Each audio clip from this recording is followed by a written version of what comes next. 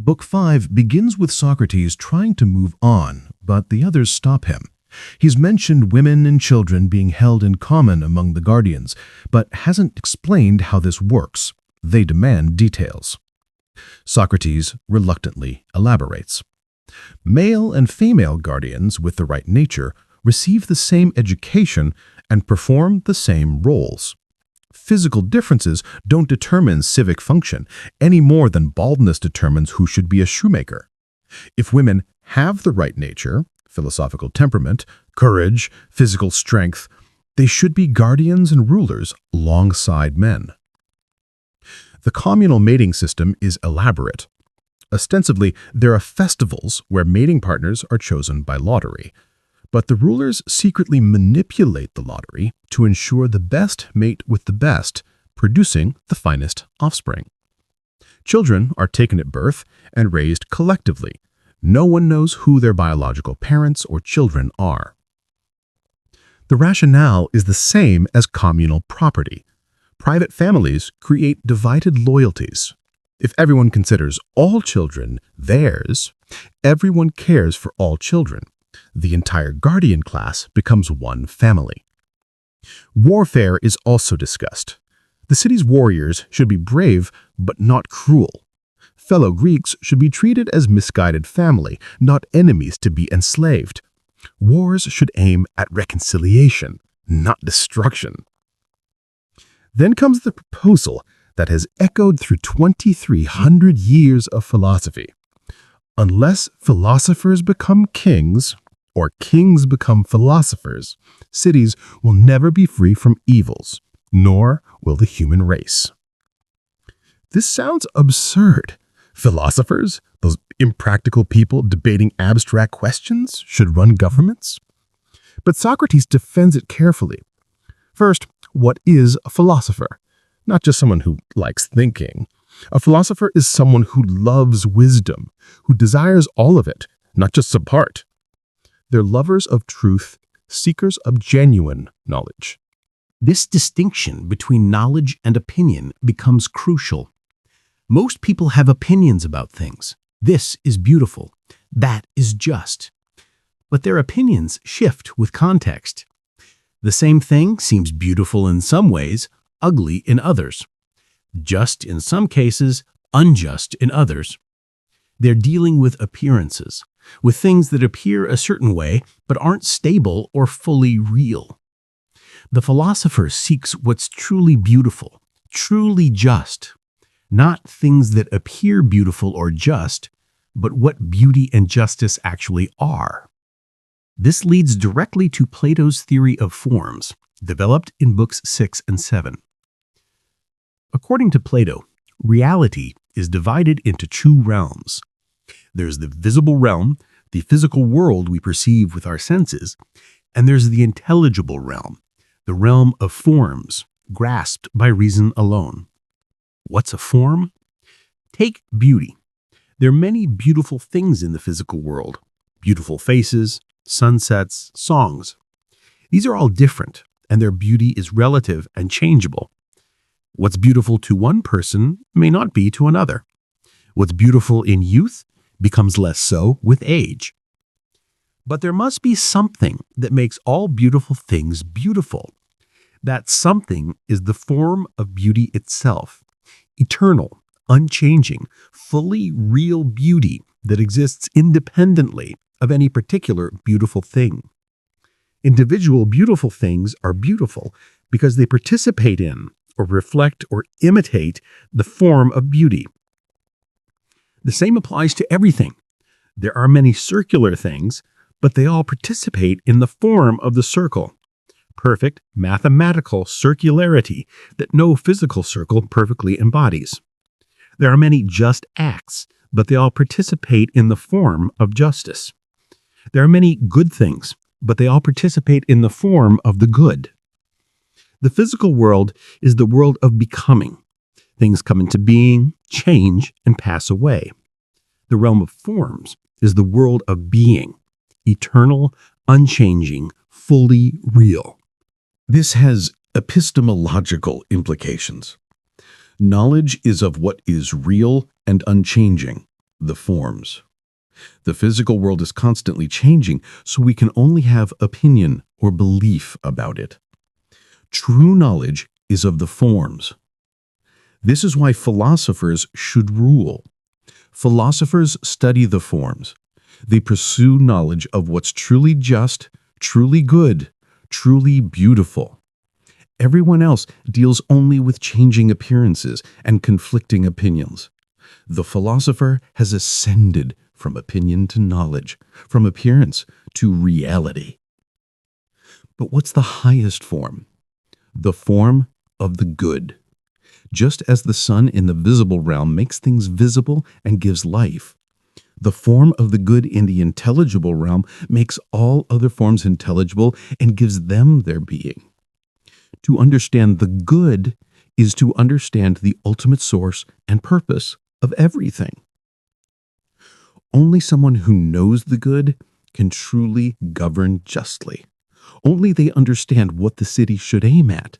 Only they can distinguish genuine goods from apparent goods, true justice from conventional justice.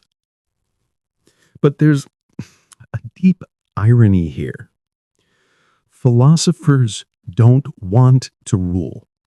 They've ascended to knowledge of the forms, to contemplation of the good.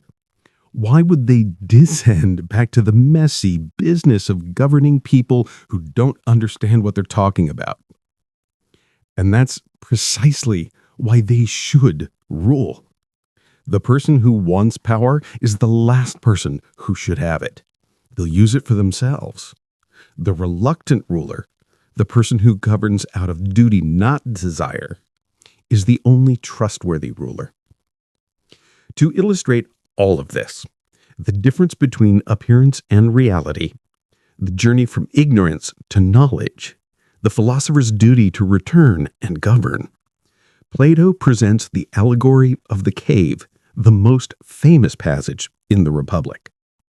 Imagine prisoners in an underground cave, chained since childhood so they can only look forward at the cave wall. Behind them burns a fire. Between the fire and the prisoners is a low wall like a puppet theater. People carry objects along this wall, statues, artifacts, figures of animals and humans. The fire casts shadows of these objects onto the wall the prisoners face. The prisoners have never seen anything else. These shadows are their entire reality. They name the shadows. Look, a horse shadow. There's the tree shadow again. They notice patterns and become experts at predicting which shadows will appear next. They honored those among them who were best at predicting shadows. They think they understand reality. Now, imagine one prisoner is freed. Someone breaks his chains and forces him to stand and turn around. The firelight hurts his eyes. The actual objects casting shadows seem strange and confusing, less real than the familiar shadows he's watched his whole life. He wants to turn back to what he knows. But he's dragged up through the cave, a painful and disorienting journey. His legs are weak from chains. His eyes hurt. Finally, he's pulled out of the cave entirely, into sunlight. At first, he's completely blinded. The sun is too bright. He can't see anything. But gradually, his eyes adjust. First, he sees reflections in water, shadows on the ground. Then he can look at actual objects, trees, rocks, animals, humans. Then he looks at the night sky, stars, moon. Finally, he can look at the sun itself. And he realizes this is reality. Everything in the cave was illusion, shadows of shadows. This is truth. The sun illuminates everything, makes everything visible, makes life itself possible. Without the sun, there would be nothing to see. The freed prisoner is overwhelmed with this realization. Everything he thought he knew was false.